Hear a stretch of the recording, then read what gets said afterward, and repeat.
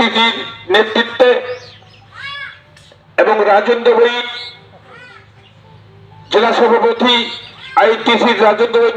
নেতৃত্বে, মাথাভাঙা 1 নং ব্লক বিভূতি বর্মনের নেতৃত্বে, নয়াডার অঞ্চল আইটিজির নেতৃত্বে আজকে 553 নম্বর বুথে মাননীয় মুখ্যমন্ত্রী মমতা ব্যানার্জির উন্নয়নের পাঁচালী নিয়ে প্রত্যেকটা পাড়ায় পাড়ায় আজকে